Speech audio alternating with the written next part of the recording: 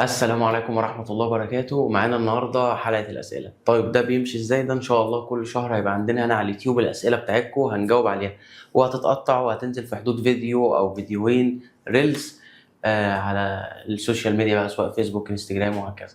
فمعانا أحمد من ورا الكاميرا هنا هيقول لنا إيه كل الأسئلة اللي موجودة معاه. فيلا بينا نبدأ نشوف أول سؤال. يلا بينا. لو انا لسه هبدأ برمجة، ابدأ اتعلم ايه الاول؟ بص، لو انت هتبدأ برمجة فدلوقتي في عصر ال AI، او احنا لو هنجاوب على السؤال ده ممكن نقسمه حتتين، قبل الاي اي وبعد الاي اي. لو انت قبل الاي اي فالناس كانت بتقول لك خش اتعلم اساسيات مثلا سي بلس بلس بايثون ايا يكن، ومش هندخل في نقاش اي لغه برمجه افضل الاساسيات بس. فانت بالتالي هتبدا تخش تتعلم الاساسيات، هتتعلم الجوريزم، هتتعلم داتا ستراكشر وهكذا. ده قبل الاي اي. في عصر الاي اي اللي احنا فيه ده، انت لو عايز تخش تتعلم برمجه هيبقى عندك اوبشن من الاثنين، يا اما تتعلم بالطريقه القديمه يا اما تتعلم بالطريقه الجديده. ايه هي الطريقه الجديده؟ انك بكل اختصار هتسرع عمليه تعلم الاساسيات شويه. يعني ايه؟ يعني انا بدل ما اكون بتعلم الاساسيات مثلا في 6 شهور سنه، لا اقدر اتعلم الاساسيات في وجود الاي اي في شهرين ل3 شهور مثلا. وبعد ما اتعلم الاساسيات هبدا اختار التراك. فلو دي سؤالك انك عايز تتعلم ازاي او هتمشي في ازاي في تراك، فده الاجابه. لكن لو تبدا تتعلم بايه، في حته تبدا تتعلم بايه او ما تتعلمش بايه دي راجع ليك انت. مثلا عايز تشتغل ويب ديفلوبر، عايز تشتغل فرونت اند، عايز تشتغل باك اند، عايز تشتغل موبايل ابلكيشن، عايز تشتغل داتا ساينس.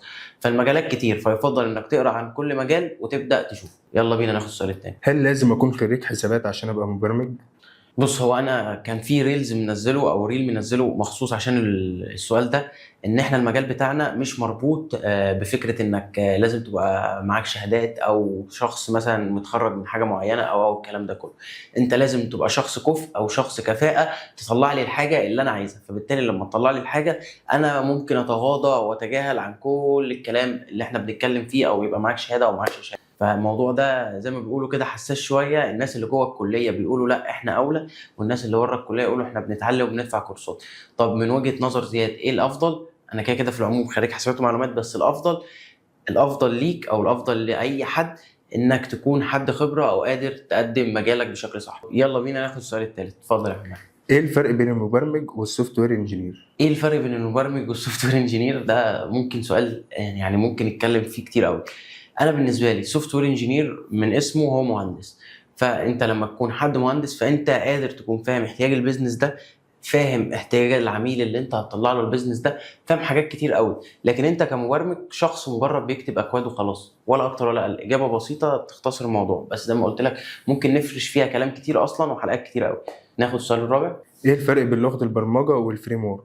الفرق بين لغه البرمجه والفريم ورك بكل اختصار: لغه البرمجه دي ممكن نحط لهم امثال مثلا جافا سكريبت، سي بلس بلس، او بي اتش بي، وممكن نقول كمان جو. طب ايه الفريم ورك؟ لو اخدنا ان احنا قلنا جافا سكريبت لغه برمجه، فالفريم ورك بتاع جافا سكريبت نيكست جي اس. لو قلنا مثلا ان دارت لغه برمجه، فالفريم ورك بتاع دارت هو فلاتر.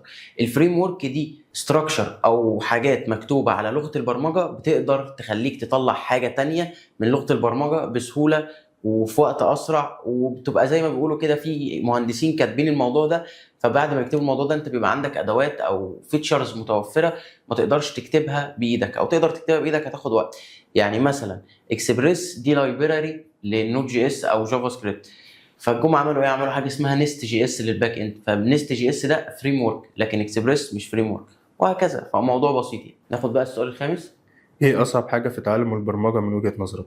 اصعب حاجه في تعلم البرمجه من وجهه نظري انك بكل اختصار انك تبقى مش قادر تواكب الناس اللي حواليك، او بتقارن نفسك بالناس اللي جنبك او الناس اللي شغاله بقالها وقت اكبر منك. لان المجال ده بالذات وقتك او خبرتك بتيجي من وقتك، مش بتيجي من انك تتعلم كتير او تدرس كتير او تاخد كورسات كتير. كل ما بتبقى شغال اكتر فبتاخد خبره اكتر وبتمر على حاجات اكتر او خدمات فري اكتر، فبتبقى عارف زي ما بيقولوا كده اسرار المجال بس. لكن كحاجه او تعلم نفسه انا ما بشوفش البرمجه صعبه في التعلم يعني. طب اذاكر كام ساعة في اليوم؟ تذاكر كام ساعه في اليوم؟ ده حاجه ما نقدرش نحكم فيها وما نقدرش نتكلم فيها ان هو ذاكر كام ساعه. لا، على حسب توفر وقتك تقدر تذاكر. بس انا ما بفضلش ان احنا نقول ان انا ذاكر برمجه، لا انا اطبق برمجه. يعني ايه؟ يعني انا مش هذاكر، انا هطبق. انا مثلا بشوف فيديو ربع ساعه، انا عايزك مقابل الربع ساعه دي تقعد تطبق ساعه مثلا او كده. وصلت لك؟ هل لازم اتعلم اكتر من لغة برمجة؟ بص، هو على حسب انت محتاج ايه او على حسب انت هتعمل ايه. يعني انا بالنسبه لي هتتعلم كذا لغه لو انت هتشتغل في كذا حته. يعني انا كزياد مثلا متعلم دارت، متعلم جافا سكريبت، متعلم جو، متعلم بي اتش بي. ليه؟ لان انا مثلا بشتغل في الموبايل ابلكيشنز وبشتغل مثلا في الويب. فعلى حسب انت هتعمل ايه تعلم اللغات. لكن انت ممكن تتعلم لغه واحده تعمل بيها كل حاجه. يعني انت ممكن تتعلم جافا سكريبت تعمل بيها باك اند نيست جي اس، تعمل بيها فرونت نيكست، وتعمل بيها موبايل ابلكيشن برياكت نيتف. فبس انت ممكن في دلوقتي حاجات او حاجه واحده تقدر تعمل بيها كذا حاجه. اعرف ان بقيت مبرمج كويس. بص، مبدئيا مفيش حاجه اسمها مبرمج كويس. احنا لحد اخر وقت احنا بنفضل نتعلم، لان احنا الموضوع يعني انت مثلا لو جيت مثلا لارافيل او كده، انت كل سنه او كل 6 شهور بتلاقي فريم ورك جديد من لارافيل بيشيل حاجات ويضيف حاجات وهكذا. فانت ما ينفعش تقول مبرمج كويس ومبرمج مش كويس. تعرف انك مبرمج كويس لما تكون قادر تقنع العميل، لما تكون قادر تقنع العميل بشغلك، وكمان تكون قادر تطلع تجربه مستخدم كويسه. انا بالنسبه لي المبرمج كويس اللي بيقدر يعمل الحاجتين دول. اي حاجه غير كده مقدور عليها وقادر تتعلمها. يبقى انا محتاج ابقى ذكائي قوي في الرياضيات. محتاج يبقى ذكائك قوي في الرياضيات؟ ما اظنش. يعني انا كنت شاطر في الرياضه مثلا ايام الثانويه العامه، بس ما اظنش يعني انت محتاج تبقى شاطر في الرياضيات. لان انت يعني بيخوفوك من النقطه دي. انت حته ان البرمجه مثلا او الالجوريزمز او كده، لو اتعلمت شويه لينير او جبر خطي خلاص يعني، ومش محتاج يبقى زي ما بيقولوا كده تنين. وفي بعض الناس اعرفها شغاله وشغاله في شركات كبيره قوي وما تعرفش اي حاجه في الرياضيات. عندنا اسئله تانية؟ ممكن اتعلم برمجة من اليوتيوب بس؟ طبعا ممكن تتعلم برمجه من اليوتيوب، بس مفيش فيها اي مشاكل. يعني انا لحد فتره كبيره قوي كنت متعلم برمجه من اليوتيوب، وما اظنش ان انا رحت اشتريت كورس برمجه مدفوع. يعني ما اظنش ان انا عملت حاجه زي كده. ممكن اشتري كورسات بره اليوتيوب مدفوعه في حاجات معينه، بس ما اشتريتش ولا كورس مدفوع في البرمجه. لان انت عندك اليوتيوب، عندك دوكيومنتيشن لغه برمجه، عندك كمان الاي اي دلوقتي بيسهل. طيب هتقول لي طب انت عامل كورس، طب انا بقى ممكن اروح اتعلم. انا في الكورس او بفضل الكورسات دلوقتي انت تروح تشترك فيها، او حتى الكورس بتاعي كورس بيعلمك تعمل حاجه معينه تعملها زي ما انت عايز. فانا بعمل كورس مثلا يعلمك تعمل منصه تعليميه، فانا بعلمك تعمل المنصه التعليميه مش اكتر ولا اقل.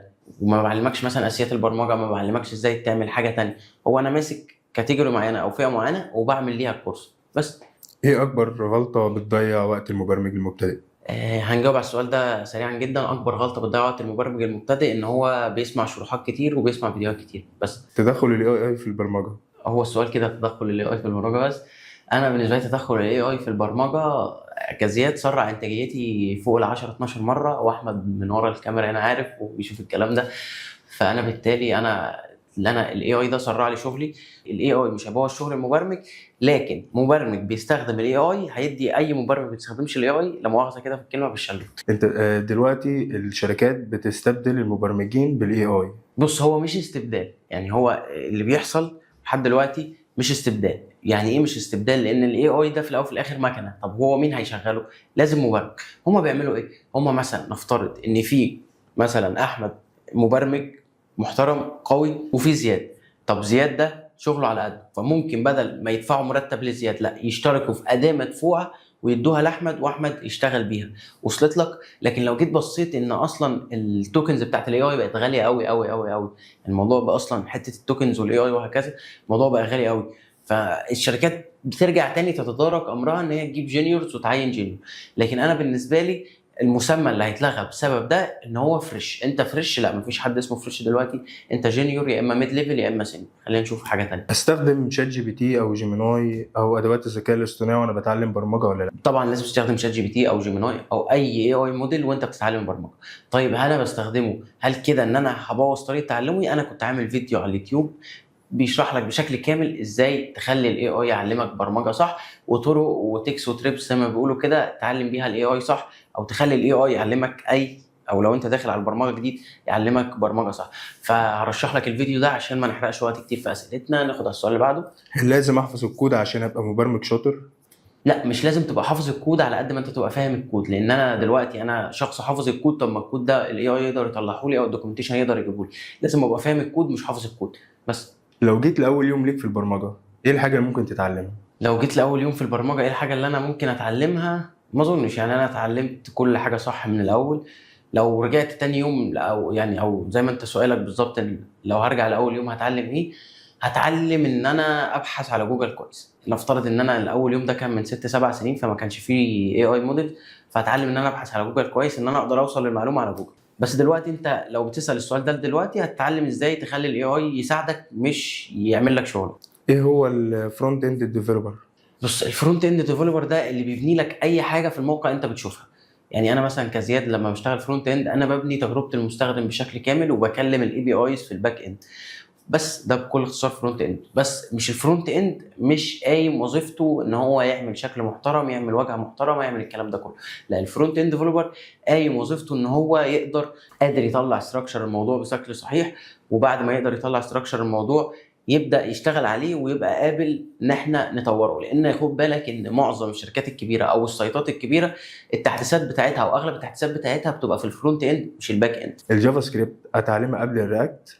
طبعا، لان احنا قلنا في السؤال اللي مش فاكر السؤال رقم كام ان احنا قلنا ان الجافا سكريبت دي لغه البرمجه والرياكت هو اطار العمل. فبالتالي انا مش هينفع اتعلم اطار العمل قبل ما ابقى متعلم لغه البرمجه، لان في الاول وفي الاخر رياكت او نيكست او فيو او انجلر او اي حاجه هي جافا سكريبت فريم ورك بيتكتب كده في الدوكيومنتيشن بتاعها. فما ينفعش تروح على الفريم ورك اللي هو اصلا مربوط بجافا سكريبت وبعد كده تبدا تتعلم جافا سكريبت، يعني تعكس الترتيب. ما ينفعش. ممكن زي ما بيقولوا كده تبصمجها وتخليها تنفع، بس من نصيحتي ما تعملش ده. الفرق بين الرياكت والنكست جي اس؟ الفرق بين رياكت ونيكست، قبل ما ابدا اكلمك يا احمد في الفرق بين رياكت ونيكست محتاج اكلمك في الفرق بين الكلاينت سايد ريندرنج والسيرفر سايد ريندرنج. تقريبا احنا عندنا سؤال بيتكلم في الموضوع ده. بس الفرق بين رياكت ونيكست ان نيكست دي بتبقى فول ستاك فريم ورك، ورياكت فرونت اند فريم ورك. فول ستاك يعني بتشتغل فرونت اند وباك اند، لكن رياكت بتشتغل فرونت اند بس. يعني ايه ريسبونسيف ديزاين؟ بص، الريسبونسيف ديزاين بكل اختصار ان انا اقدر اطلع الديزاين اللي انا عامله او التصميم اللي انا عامله يشتغل على الموبايل كويس، يشتغل على التابلت كويس، يشتغل على اللاب كويس، وهكذا. ده بنستخدم حاجه فيها في السي اس اس اسمها الميديا كويت. بس موضوع بسيط يعني، ده الريسبونسيف ديزاين. الاس بي اي والام بي اي ايه الفرق ما بينهم؟ بص، انا الفرق بين الاس بي اي والام بي اي لو بس الناس ما تفهمش يعني ايه الكلام ده. الاس بي اي يعني السنجل بيج ابلكيشن، والام بي اي يعني المالتي بيج ابلكيشن. المالتي بيج ابلكيشن ده اللي كنا بنبنيه زمان قوي قوي مثلا ببي اتش بي او كذا، انك لما تخش مثلا او بتحول من صفحه لصفحه الموقع بيعمل ريلود. لكن السنجل بيج ابلكيشن ده اللي رياكت اصلا عملته، ان الموقع من كل صفحه لصفحه بيعمل فيرتشوال دوم وبيشغل الموقع بتاعك جوه الفيرتشوال دوم دي، وبيبدا ينقله من غير ما اعمل ريلود او اعاده تحميل للسايت وهكذا. فرونت اند ديفلوبر لازم يفهم باك اند ولا؟ انا بالنسبه لي الفرونت اند مش شرط يفهم باك اند، بس يبقى فاهم الاي بي اي ده بيرجع له داتا ازاي وخلف الكواليس من الاي بي اي اللي هو بيشتغل عليه. بس مش شرط تبقى فاهم باك اند. بس لو فهمت باك اند هيبقى اسمك فول ستاك. هل بنحتاج الستاتس مانجمنت؟ اكيد طبعا بتحتاج الستيت مانجمنت، لانك لو مثلا في رياكت او في نيكست انت عندك حاجات كتير قوي بتخدم فيها الستيت مانجمنت، مثلا يوز افكت، يوز ستيت، وهكذا. فكل واحده فيهم ليها استخدامها، وتقريبا كنا متكلمين فيهم في الستيتس بتاعت رياكت، كنا متكلمين فيهم بشكل كامل. فاكيد طبعا بتحتاج تشتغل بيهم. بس فخلينا بقى ناخد السؤال اللي بعده ونشوف احمد محضر لنا ايه. كلاينت سايد ريندرنج والسيرفر سايد ريندرنج ايه الفرق ما بينهم؟ بص، الكلاينت سايد ريندرنج والسيرفر سايد ريندرنج من اسمه الكلاينت دي اي حاجه انت بتعرضها للكلاينت او الكلاينت بيشوفها. يعني انا في بعض المشاريع في حاجات بعرضها للكلاينت او فيتشرز بعرضها للكلاينت مش شرط تكون في السيرفر سايد ريندرنج او بترندر في السيرفر. رندره السيرفر بكل اختصار دي اي حاجه بتتنقل في الداتا او جوجل بيشوفها. الكلاينت سايد ريندرنج دي اي حاجه العميل بتاعك بيشوفها. في ناس عندها لبس بين السيرفر سايد ريندرنج والباك اند. السيرفر سايد ريندرنج مش الباك اند. بيحصل مشاكل في المواقع ما بين جهاز وجهاز، في الناس بتشوف ان في على جهاز بيبقى سريع وجهاز تاني بيبقى بطيء، المشكله دي بتبقى فين؟ بص، انا بالنسبه لي المشكله دي بتتقاس بحاجتين. اول حاجه الريسبونسيف ديزاين، تمام كده، دي اول حاجه. تاني حاجه في ناس بتكسل او في ناس بتعرض كل الداتا على الموبايل وتعرض كل موبايل الداتا على الكمبيوتر. انت محتاج تعرف انت هتعرض ايه للعميل في الموبايل وتعرض ايه للعميل في الكمبيوتر. دي اول نقطه. تاني نقطه، المشاكل اللي بتحصل معظم المشاكل ما بتحصلش في اجهزه البي سي او اجهزه اللاب او هكذا، لان هي اجهزه قويه الموقع بتاعك زي ما بيقولوا كده بالنسبه لها ولا اي حاجه. لكن اجهزه الموبايل مثلا دي بيبقى فيها مشاكل، والمشاكل بتاعتها كبيره قوي، ان المعالجات بتاعتها ضعيفه، كروت الشاشه ضعيفه، وهكذا. فممكن لو انت عامل انيميشنز كتير في السايت او كده تبدا يقع منك السايت او يحصل مشاكل. فبالتالي انا لما باجي اعمل سايت او بعمل حاجه لو حد شاف شغلي انا ما بحطش انيميشنز كتير. انا ممكن اخرق في الانيميشن وانا بسكرول بس. الفرونت اند شكل ولا اداء؟ الفرونت اند شكل واداء. لازم يبقى شكله كويس ولازم الاداء بتاع السايت يبقى كويس. كويس. يعني انا لازم اعرض لليوزر شكل كويس، ولازم الاداء بتاع السايت يبقى كويس. لازم توزن المعادله بتاعتك، مفيش حاجه تيجي على حساب حاجه زي ما قلت لك. لانك لو هتهتم بالشكل، هنرجع للسؤال الاولاني تاني، ان هو انت زي ما احمد قال لنا انك السايت بيبقى تقيل من جهاز لجهاز وهكذا.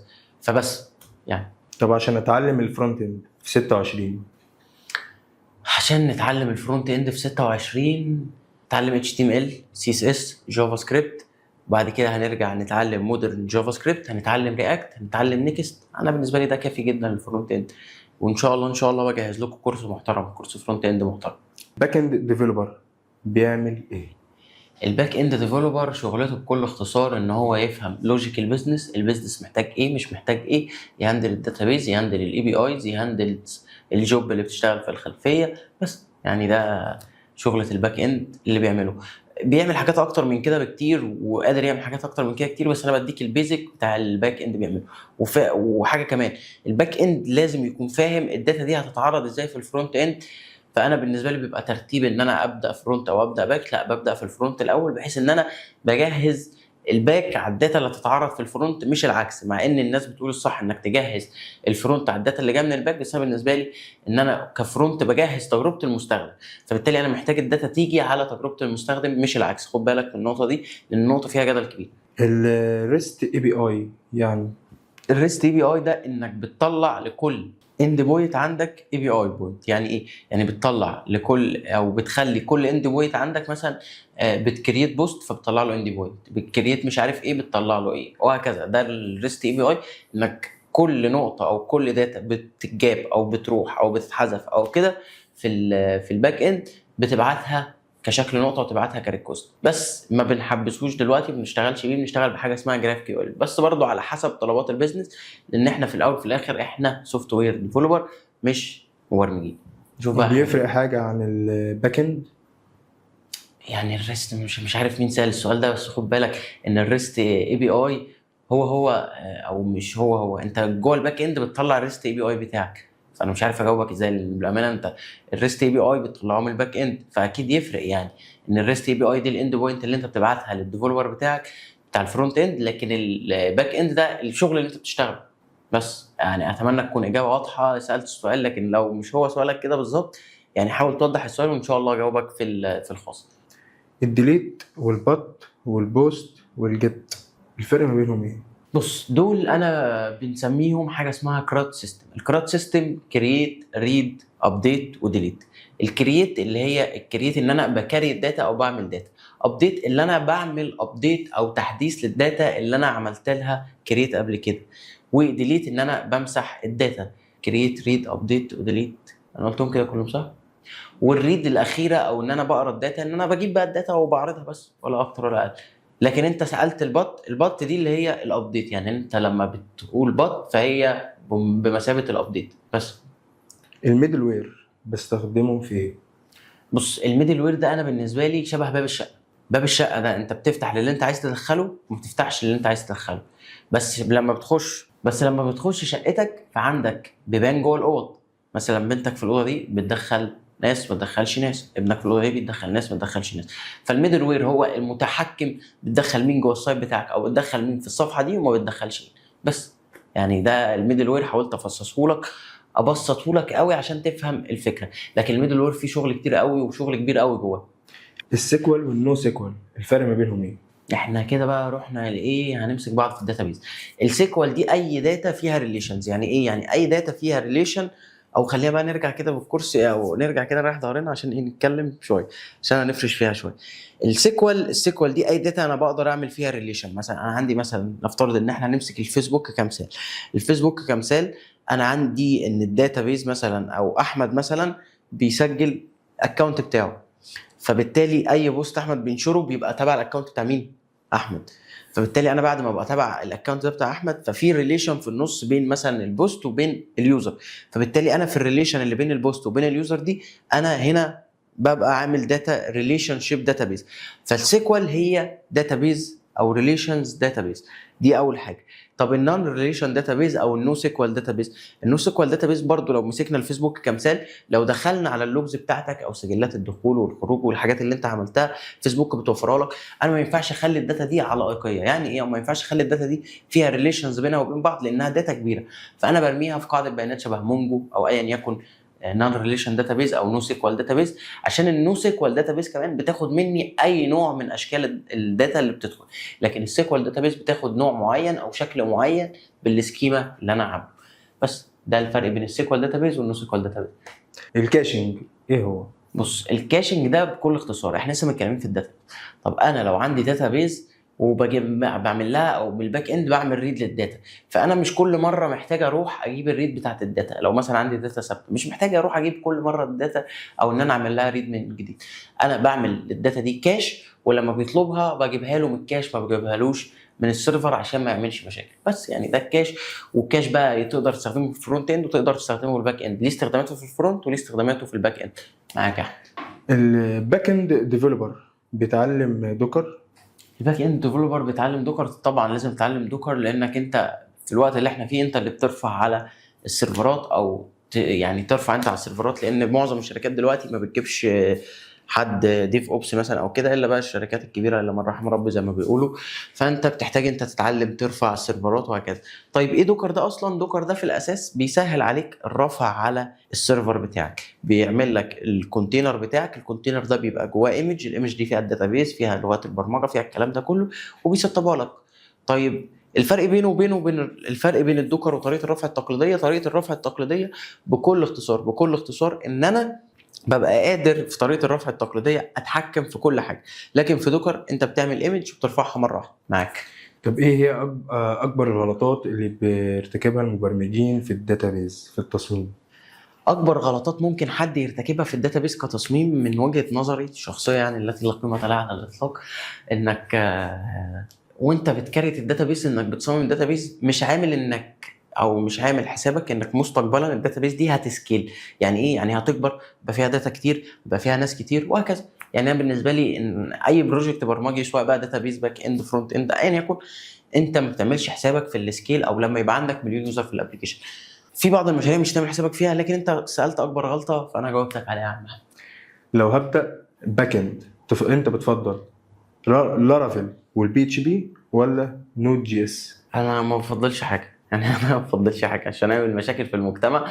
بس انت يا عم احمد، انت دلوقتي بتقول لي تفضل بي اتش بي ولا لارافيل مثلا، او خلينا نختزل بي اتش بي في لارافيل او نود جي اس. وممكن اضيف لك في المقارنه كمان ان انا افضل جو. انا بفضل في المطلق، انا كزياد بفضل جو. طيب على اساس ايه بفضل او على اساس ايه ما بفضلش؟ على اساس البروجكت او على اساس المشروع محتاج مني ايه. يعني يا احمد انا ما اقدرش بروجكت مثلا هيخدم 200 300 يوزر ما يفضلش ان انا اروح اعمله بجو. يعني بروجكت كبير هروح اعمله بجو، محتاج ويب سوكيتس مثلا جوه او ويب هوكس وويب سوكيتس جوه الابلكيشن بتاعي الباك اند، فهتبعد عن لارافيل. يعني انا كنت منزل تقريبا بوست على الصفحه، كنت منزل تكست على الفيسبوك كنت كاتب فيه ليه بعدت عن لارافيل الفتره اللي فاتت وليه بطلت استخدم لارافيل الفتره اللي فاتت. انا اشتغلت على حاجات شبه افق مثلا، اشتغلت على حاجات شبه ناجز، اخر حاجه مثلا اشتغلت عليها صحتك، غير بقى مشاريع العملاء. انا بعدت عن لارافيل لان انا كنت محتاج استخدم في الحاجات دي ويب سوكيت. لارافيل هتقدر تعمل بيها ويب سوكيت بس هتقرفك في الويب سوكيت. فعلى حسب متطلبات المشروع، ولازم تبقى فاهم وواعي ان مفيش حاجه احسن من حاجه في المطلق، في حاجه بتعمل حاجه احسن من الحاجه الثانيه، وممكن تدمج بينهم كلهم، مفيش مانع انك تدمج بينهم كلهم. وكده نكون خلصنا الاسئله بتاعتكم على مدار الشهر ده. الاسئله دي جايه منين؟ جايه من كومنتات على الفيسبوك، على الانستجرام، على التيك توك، جايه من كومنتات اليوتيوب هنا كمان، وجايه من الاسئله اللي بتيجي في الدي امز، وجايه من اسئله الطلبه بتاعت الكورس ازاي تبني منصه بالفايب كودينج. فعايز سؤالك يبقى موجود ضمن اسئله الحلقه الجايه الشهر الجاي ان شاء الله. هتبقى يوم 8/9 تقريبا، احنا الحلقه دي 8/8 او 10/9، فهتبقى موجود. عايز سؤالك يبقى موجود في الحلقه دي، فسيب سؤالك في اي شانل من اللي قلت لك عليهم دول. وسلام.